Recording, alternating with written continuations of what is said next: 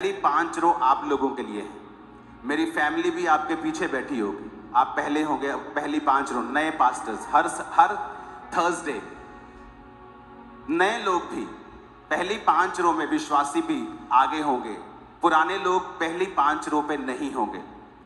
मुझे बार बार बताना नहीं चाहिए। ये पहली 5 रो पे नए लोग होंगे, पुराने नहीं होंगे। तो चेक करो वॉलंटियर्स, क्या नए लोग ही हैं पहली रोज में? नहीं, ऐसा नहीं है आज। तो रूल्स फॉलो करने हैं। रीजन कि पवित्र आत्मा आपको फिल करे, नए लोगों को मौका मिले आगे बैठने का। क्योंकि थर्सडे चेंज हो चुका है। थर्सडे पवित्र आत्मा की भरपूरी का दिन हुआ करेगा, पास्टर्स के लिए, विश्वासियों के लिए। और प्रोफेटिकली परमेश्वर ने बताया है मुझे, अगर लोग पवित्र आत्मा से भरेंगे, जब मैं प्रीच कर रहा हूं मूव करना बंद कर दो। जब मैं कुछ काम कर रहा हूं फिर मूव करो। जब मैं प्रीच कर रहा हूं तो मेरे साथ क्या 10,000 प्रीचर थोड़ी मूव करेंगे। अपने हाथों को उठा के हालेलुया बोलो जरा।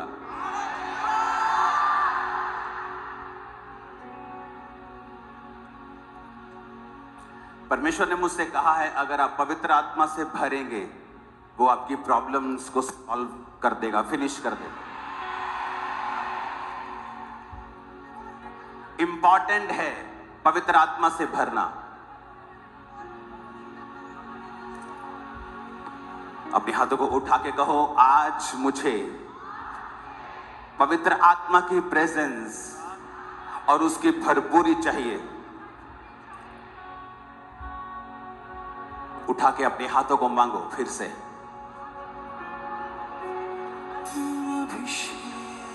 अभिषेक कर दे मुझे तेरी रूह से, कि मैं बन सकूं हूबहू तेरे जैसे।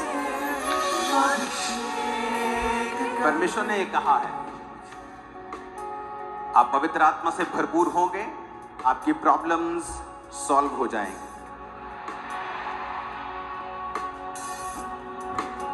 तो थर्सडे क्रूसेड भी हुआ करेंगे। थर्सडे इसलिए क्योंकि थर्सडे मैं अब मिस नहीं करना चाहता। या तो मैं क्रूसेड पे हुआ करूंगा, बटाला क्रूसेड है अगले के अगले थर्सडे। तो अगर मान लो युद्ध के हालात होते हैं या कुछ अलाउ नहीं होता क्रूसेड करना नाइट का, तो थर्सडे मीटिंग करेंगे या मॉर्निंग क्रूसेड करेंगे, पर थर्सडे मिस नहीं होगा। या मैं थर्सडे यहां हूं या मैं क्रूसेड पे हूं। अगर फॉरेन में हूं तो भी मिस होगा। तो फास्टिंग के साथ आओ, उपवास के साथ आओ, तैयारी के साथ आओ।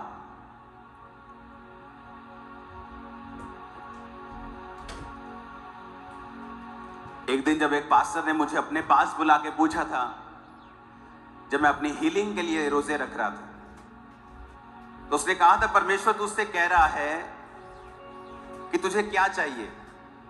अभिषेक चाहिए पहले के हीलिंग चाहिए? तो मैं हीलिंग के लिए फास्टिंग कर रहा था, हीलिंग के लिए रोजे रख के प्रार्थना कर रहा था रोज। तो अंदर से पवित्र आत्मा ने मुझसे कहा कि इस पास्टर को कहे कि मुझे अभिषेक चाहिए। तो मैंने बाहर आके अपनी टीम को बताया, अपने पास्टर को बताया कि अंदर एक पास्टर थे, उन्होंने पूछा कि तुझे क्या चाहिए पहले? तो मैंने कहा मुझे अभिषेक चाहिए। मेरी बड़ी क्लास लगी उस दिन कि तू हीलिंग के लिए रोजे रख रहा है, तूने क्यों नहीं मांगी? परमेश्वर से कहता। मैंने कहा मुझे पवित्र आत्मा ने कहा कि मुझे अभिषेक बोलना है। इमेजिन करो, मुझे हीलिंग नहीं मिली, अभिषेक मिला। लेकिन जब अभिषेक आया तो हीलिंग भी आई, आप लोग भी आए, सेवकाई भी आई, सब कुछ मेरी लाइफ में अभिषेक के द्वारा हुआ। मैं पूरी दुनिया में घूमा हूं, लेकिन मैं आपको यह बता सकता हूं, जो यहां पर परमेश्वर की बेदारी है, पूरी दुनिया में बहुत कम जगहों के ऊपर है। इसका कारण क्या है? इसका कारण है बाइबल का वचन, कि परमेश्वर के वचन में लिखा है, जो अभिषेक तुम्हारा किया गया वो तुम्हें सब बातें सिखाएगा। मिनिस्ट्री कैसे करनी है अभिषेक सिखाएगा। इसलिए बहुत से लोगों के पास बहुत सी डिग्रीज हैं थ्योरी की।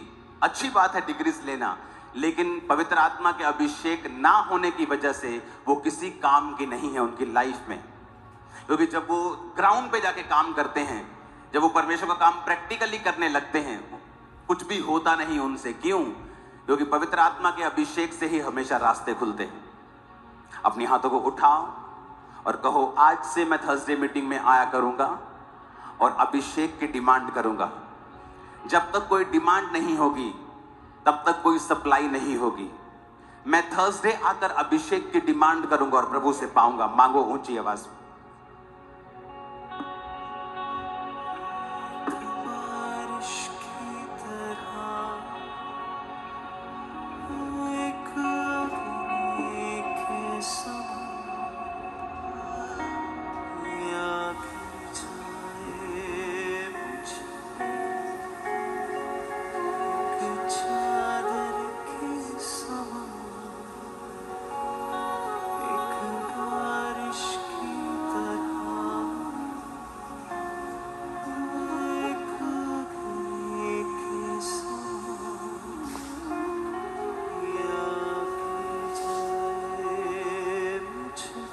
बोले, मैं अभिषेक की डिमांड करता हूं प्रभु यीशु मसीह के सामर्थी नाम में। जितनी ताकत है हाथों में तारीफ कर दो खुदावंद। इसका डिले खत्म करो।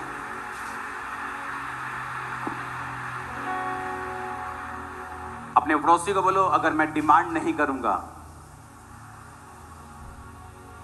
तो सप्लाई कभी नहीं आएगी। आप जानते हैं, बड़ी कंपनी को जब आप ऑर्डर देते हैं कि मुझे इस हॉल के लिए 10,000 1,000 पंखे चाहिए, वो कभी भी आपकी डिमांड को सीरियसली नहीं लेती है जब तक आप उसे एक चेक नहीं भेजते कि ये लीजिए 5 लाख का चेक, मुझे आपका पंखा पसंद है, आपका कूलर पसंद है, तो मुझे आपके कूलर चाहिए 1,000। जब वो पैसा देखती है तो आपकी डिमांड के प्रति सीरियस हो जाती है। आप डिमांड करते हैं कि प्रभु मुझे अभिषेक चाहिए, लेकिन कर्म आपका 0 है। जब आप परमेश्वर से डिमांड करें कि मुझे अभिषेक चाहिए, तो कर्म आपका ये होना चाहिए कि अभिषेक से भरने वाली जो मीटिंग्स है थर्सडे, आप यहां होने चाहिए सब लोग। ये आपका चेक है। आपकी रेगुलर फास्टिंग होनी चाहिए, आपकी रोज प्रार्थना का जीवन अच्छा होना चाहिए। सोशल मीडिया, फोन, टीवी, फालतू की जो चीजें हैं उनसे जितना हो सकता है उतना दूर रहिए। ये आपका चेक होगा, क्योंकि अकेली डिमांड बिना चेक के कंपनी को सीरियस नहीं करती। कंपनी को बहुत सारी डिमांड्स फेक भी आती हैं।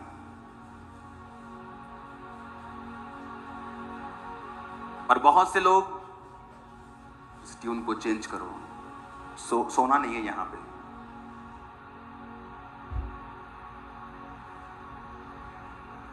कंपनी तभी सीरियस है जब आपकी डिमांड जाएगी। अपने हाथों को उठाओ, बोलो, मैं आज से सीरियस हूं परमेश्वर के अभिषेक के लिए।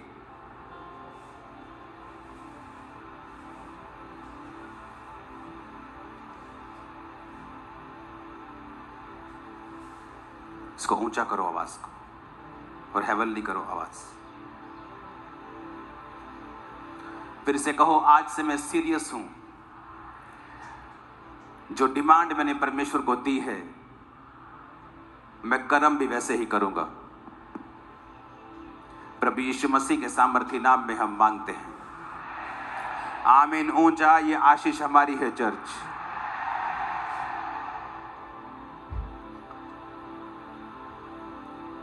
अपने पड़ोसी को फिर से कहो, कर्म करना है, खाली मांगना नहीं है। फिर से कहो अपने पड़ोसी को, कर्म करना है। फिर से बोलो अपने पड़ोसी को, कर्म करना है, सिर्फ मुंह से मांगना नहीं है।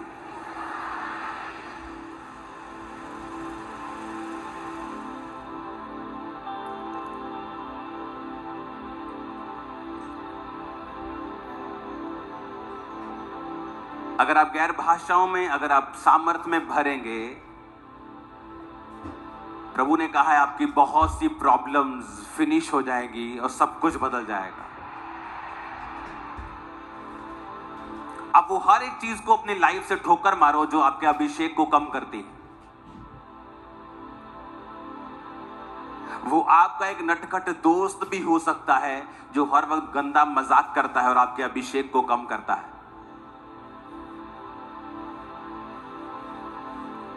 2005 में एक्स्ट्रा रोजे रखते थे, ओवर फास्टिंग, 40 फास्टिंग में लगे ही रहते थे हम। एक 40 खत्म, दूसरा, तीसरा, चौथा। लेकिन कई बार परमेश्वर की प्रेजेंस में जब हम जाते थे तो खाली महसूस करते थे। तो एक पास्टर प्रीच करने के लिए आए थे, उन्होंने कहा था कि अगर तुम गंदा मजाक छोड़ दो, परमेश्वर के ऊपर कुड़कुड़ाना छोड़ दो, तो जो मसा 6 साल में मिलना है, 20 साल में मिलना है, तुम्हें 6 महीने में मिल सकता है।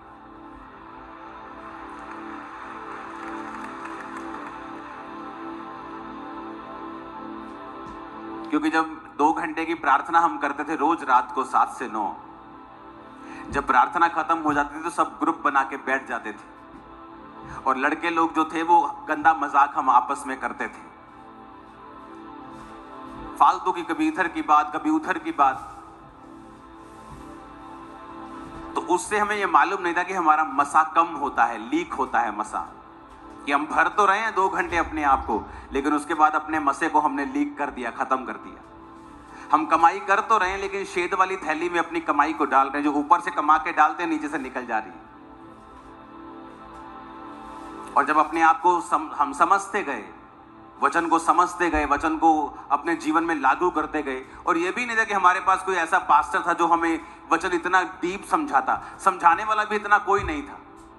2-4 वचन होते थे, उसी से वो प्रचार करते थे। बस हमें खुद सीखना पड़ता था, इंटरनेट से, बाइबल को पढ़ के, पवित्र आत्मा हमें सिखाए, इस तरह से चलना पड़ता था। हालेलुया। अगर आपको पवित्र आत्मा से भरना है, आपको उन चीजों से अलग होना होगा जो फालतू की हैं, जो आपके मसे को कम करती हैं। आपकी पड़ोसन बड़ी अच्छी हो सकती है, लेकिन जब वो आपके साथ बैठती है, चुगलियां करती है, नेगेटिव बातें करती है, संसारिक बातें करती है, जब वो आपसे उठ के वापस जाती है, आप महसूस करते हैं कि आपके अंदर से वो कुछ छीन कर ले गई, खाली कर दिया आपको। क्योंकि शैतान भी खुद अभिषिक्त था, और जो अभिषिक्त होता है उसे मालूम होता है अभिषेक क्या कर सकता है। इसलिए शैतान किसी व्यक्ति की खिलाफत नहीं करता, यानी वो पास्टर्स की भी खिलाफत नहीं करता अगर वो मसे में ना हो तो, क्योंकि एक्चुअल में जो बदलाव है वो मसे के कारण होता है।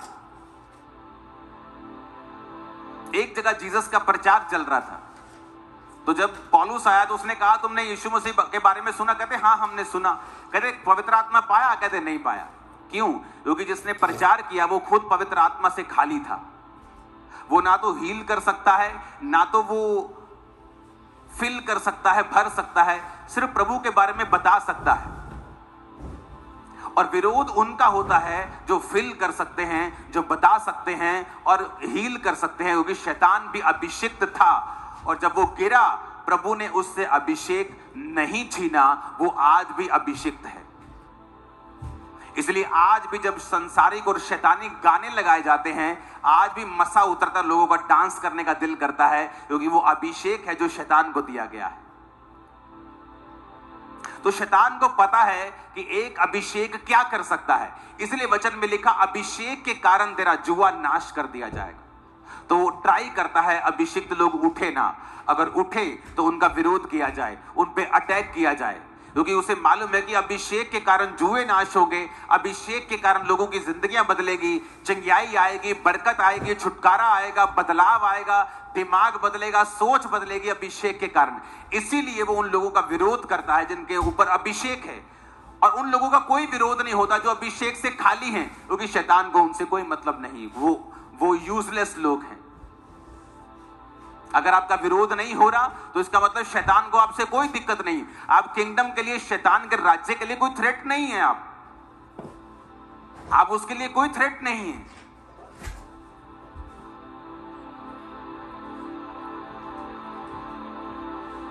कितने मेरी बात को समझ रहे हैं?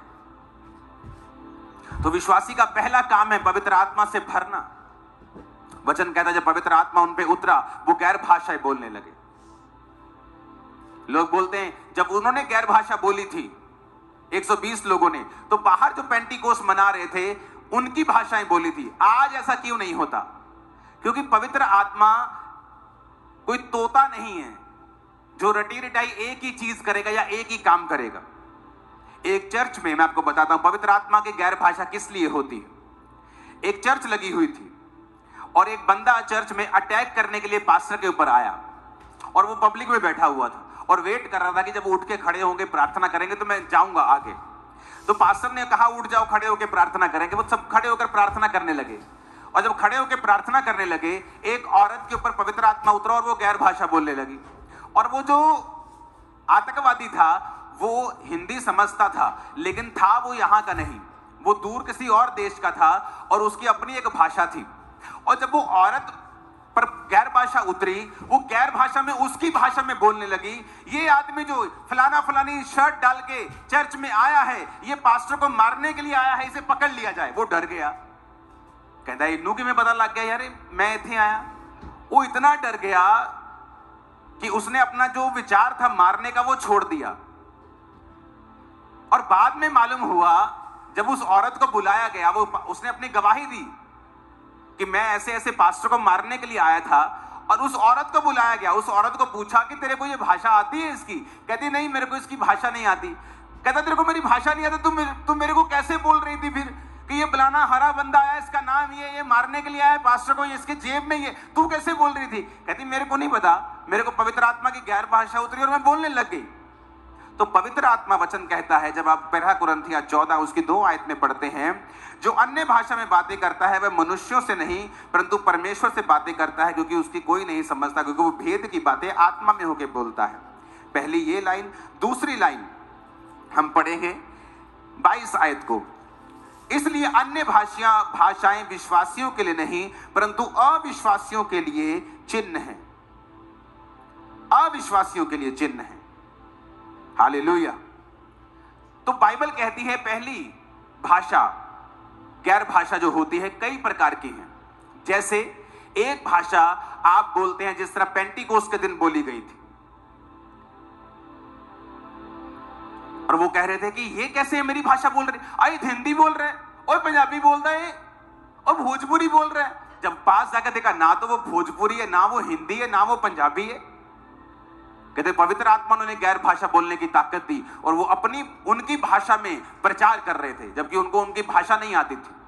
लेकिन हर बार पवित्र आत्मा ऐसे नहीं करता। कई बार एक बंदा रात को उठ के बैठता है, बेचैन होता है, कहता मेरे को बेचैनी क्यों है, ना मैंने पाप किया ना मैं कोई प्रॉब्लम है। वो गैर भाषा में प्रार्थना करता है। फोन व्हाट्सएप नहीं होते थे तब, और थोड़े दिन बाद उसका सगा भाई मिलता और बोलता है कि फलानी रात को मेरे को हार्ट अटैक टाइप एक चीज हो गई थी, मैं मर गया था। कहता उसी रात को पवित्र आत्मा ने मुझे उठाकर गैर भाषा में प्रार्थना करने के लिए कहा था। कहता पर पता नहीं क्या मिरेकल हुआ, 3 घंटे बाद मैं जी उठा, मेरे को जान आ गई मेरे को। कहता 3 घंटे मैंने प्रार्थना की थी गैर भाषा में और 3 घंटे के बाद मेरे मन में शांति आ गई और मुझे लगा मुझे सो जाना चाहिए।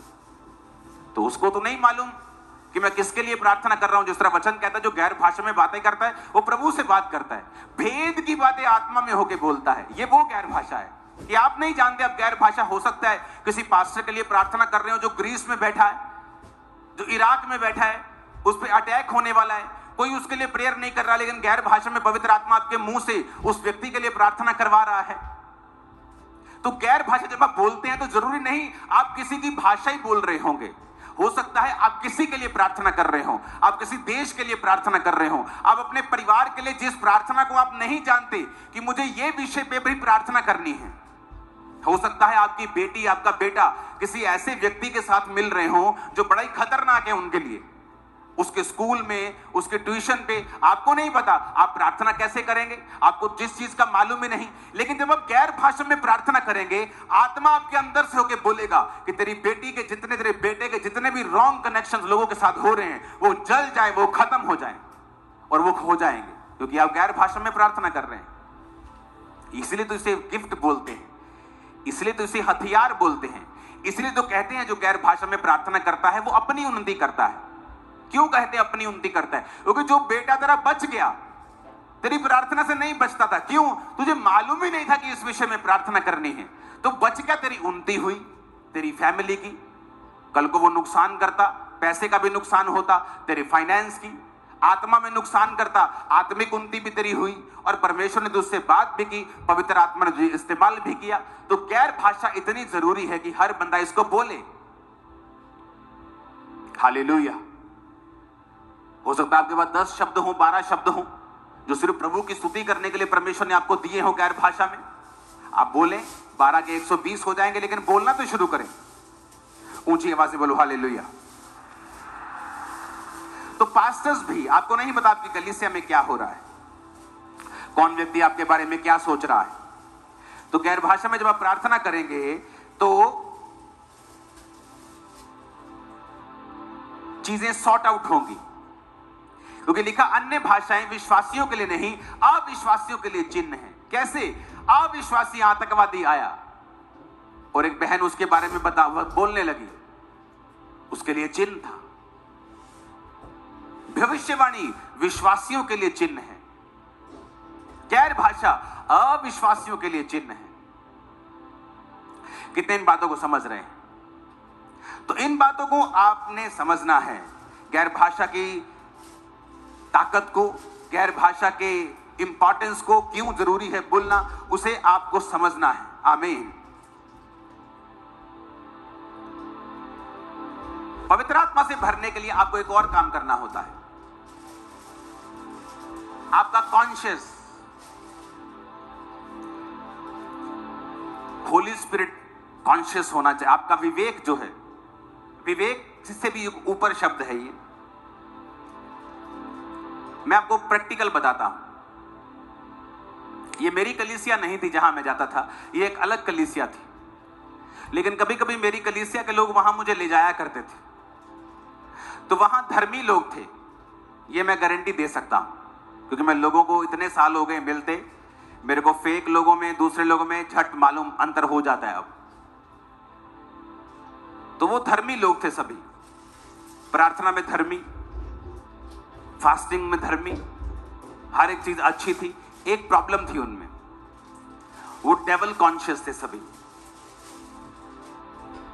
बहुत सी बहनें वहां इकट्ठा होती थी, डेविल कॉन्शियस थे। ओए शैतान उत्थे खड़ा, ओए तेरे पीछे शैतान देखा मैं, ओए तेरे उत्थे शैतान खड़ा, ओए तेरे उत्थे शैतान खड़ा, मैंने वहां शैतान देखा, मैंने वहां शैतान। डेविल कॉन्शियस, फलानी चीज में शैतान है, फलानी कोल्ड ड्रिंक में शैतान है, फलाने बर्गर में शैतान है, फलाने न्यूडल में शैतान है। ये अच्छे लोग होते हैं, पर डेविल कॉन्शियस, हर चीज में डेविल को ढूंढना। मेरे को कलीसिया बताओ, परमाणु बम जिससे लाखों लोग मर सकते हैं, प्रभु ने बताया कि शैतान ने बनाया? बोलो, सुना नहीं? बोला शैतान ने, किसने? शैतान ने बनाया। हाथ खड़ा करो। अब कोई नहीं हाथ खड़ा करा, पता कि कुछ लोचा होगा बीच। मैं आपको बताता हूं, ना तो ये प्रभु ने बनाया है और ना ही शैतान ने बनाया है। तो किसने बनाया? तो मैं आपको पीछे ले चलता हूं, उत्पत्ति की पुस्तक में ले चलता हूं। ये वचन आपको निकालना पड़ेगा इमीडिएटली, मैंने आपको शायद ना दिया हो। तो इस वचन को मैं आपको पीछे ले चलता हूं, ओके, और आपको बताता हूं कि क्या हुआ था। तो जब हम उत्पत्ति 3 को पढ़ते हैं तो उसमें लिखा है 2 आयत में, स्त्री ने सांप से कहा, इस वाटिका के वृक्षों के फलों को हम खा सकते हैं, लेकिन जो बीच में एक वृक्ष है, प्रभु ने कहा है ना तो उसको खाना ना छूना, नहीं तो मर जाओगे। सांप ने औरत से कहा, तुम निश्चय ना मरोगे, प्रभु जानता है जिस दिन तुम उसका फल खाओगे उस दिन तुम्हारी आंखें खुल जाएंगी, तुम भले बुरे का ज्ञान पाकर प्रभु के तुल्य हो जाओगे। कहता तुम ये फल जब खाओगे तुम्हारी आंखें खुल जाएंगी भले और बुरे के लिए। तो कहता मनुष्य को ताकत मिल जाएगी, उसकी आंखें भले के लिए भी खुल जाएंगी, बुरे के लिए भी खुल जाएंगी। कहता तू परमेश्वर के समान हो जाएगा। शैतान कभी भी ऐसा झूठ नहीं बोलता कि आपको लगे चले क्या बकवास कर रहा है तू। वो ऐसा झूठ बोलता है जो सच लगे, ऐसा लॉजिक देता है जो सच लगे। तो उसने लॉजिक क्या दिया कि ये इसलिए प्रभु ने कहा है कि तुम उसके समान ना हो जाओ। तो हवा भूल गई, अरे बेवकूफ, तू तो पहले ही उसके समान बनी है, तू तो पहले ही प्रभु की समानता में बनाई गई है, तो समान क्या हो, तू तो पहले ही समान है। लेकिन जब हवा को फल वो देखने में मन भाव लगा तो उसने खाया, तो मनुष्य की आंखें भले के लिए भी खुल गई, बुरे के लिए भी खुल गई। मनुष्य आज कैंसर की दवाई बनाकर लोगों को ठीक भी कर रहा है, और मनुष्य आज परमाणु बम बनाकर लोगों का नाश भी कर रहा है। मनुष्य आज जहाज बनाकर आपके 3 दिन के सफर को 1 घंटे में पूरा कर रहा है, भला कर रहा है। मनुष्य आज लड़ने वाला जहाज बनाकर आपको खत्म भी कर रहा है। तो भला भी कर रहा है और बुरा भी कर रहा है। लेकिन कई लोगों की आदत होती है हर चीज में शैतान को डाल देना, और शैतान रोता है प्रभु के पास जाके, कंप्लेंट करता है, कहता परमेश्वर अपने लोगों को समझा, ये छींक भी मारते मेरा नाम लगा देते, ये नहीं बताते गोलगप्पे खाए थे कल रात को, इनको छींक भी आती है कहते शैतान ने मारी, ये नहीं बताते कल रात को ये गलत मलत खा के आए। तो हर चीज शैतान की ओर से नहीं होती, क्योंकि मनुष्य को ये दिया गया है भला करने के लिए, बुरा करने के लिए। उसकी आईज ओपन कर दी गई। आज से 30 साल पहले टीबी का इलाज नहीं था, टीबी हो गई मौत हो गई। आज टीबी का इलाज है मनुष्य की आंखें, क्योंकि भला करने के लिए प्रभु ने खोली हुई हैं। कितने मेरी बात को समझ रहे हैं? और बुरा भी कर सकता है, केमिकल वेपन बना दिया, बुरा कर दिया। तो मनुष्य की आंखें खुली हैं भले के लिए, बुरे के लिए। तो शैतान का इसमें कोई रोल नहीं। शैतान जिस दिन जीसस क्राइस्ट ने जी उठे, शैतान एक ऐसा लकवाग्रस्त मरीज की तरह है जो मंजी के ऊपर है, जो बोल तो सकता है, हिलडुल नहीं सकता। अगर आपने उसे पावर देनी है कि वहां भी शैतान है, उत्थे भी खड़ा, तेरे पीछे भी खड़ा, तेरे आगे भी खड़ा, वो तो आपकी मर्जी है। आप जितनी उसे पावर देंगे उतना वो काम करेगा, जितना आप नुकरे लगा के रखेंगे वो उतना नुकरे लग के रहेगा। आपकी चाहे 1 घंटा प्रार्थना भी है, शैतान तब भी आप पर फतह नहीं पा सकता। मैं आपको बता रहा हूं। तो ये बात हमें समझनी है कि वचन में क्या लिखा है। और जब हम वचन के जानकार होंगे, पास्टर्स जब आया करेंगे थर्सडे के दिन, आज के दिन, तो उन्हें इसी तरह से हम डीप वचन शेयर करेंगे, ताकि उनकी सेवकाइयों में जो डेविल कॉन्शियस लोग हैं वो फ्री हों और स्पिरिट कॉन्शियस हों। शैतान का मतलब है हर जगह मौजूद, कि यहोवा का मतलब है हर जगह मौजूद। आपको एक और बात बताता हूं, शैतान हर टाइम हर जगह मौजूद नहीं रह सकता। बाइबल कहती है, वचन कहता है जब एक दुष्ट आत्मा एक व्यक्ति से निकाल दी जाती है और जब वो बाहर विश्राम नहीं पाती तो वो बार बार आती है और कहती है मैं इस घर में वापस आ जाऊं। यानी दुष्ट आत्मा कभी भी वहां 24 घंटे नहीं रहता, वो विजिट करता है, ही इज अ विजिटर। पर प्रभु विजिट नहीं करता, वो कहता है मेरे नाम का मतलब है यहोवा हर जगह मौजूद, तेरे अंदर, तेरे बाहर, तेरे ऊपर नीचे, हर जगह परमेश्वर का आत्मा मौजूद है। देख रहा हूं, तो मैं किसकी बात करूं? प्रभु की बात करूं कि शैतान की बात करूं जो कभी कभी विजिट करता है? अगर आप शैतान की बात ज्यादा करेंगे, उसे ग्लोरीफाई करेंगे, शैतान ने आ कर देता, मेरी बुआ ने 40 साल हो गए मेरे तो टूना कर देता, मेरे अंदर शैतान है, मेरे अंदर दुष्ट आत्मा है, आप कभी भी फ्री नहीं हो सकते। जब तक आप ये कॉन्शियस नहीं रखेंगे, आपके दिल दिमाग में जब तक ये बात नहीं उतरेगी कि यहोवा हर जगह मौजूद है, वो मेरे अंदर है। अगर प्रभु मेरे अंदर है, शैतान मेरे अंदर नहीं रह सकता। शैतान भाग जाए, यीशु मसीह के नाम में भाग जाएगा वो। लेकिन अगर अंदर शैतान ने शक डाल दिया और आपको वचन की नॉलेज नहीं, फिर अगर वो बोलेगा मैं तेरे अंदर हूं, आप यकीन करेंगे। वो बोलेगा खेल, आप खेलेंगे।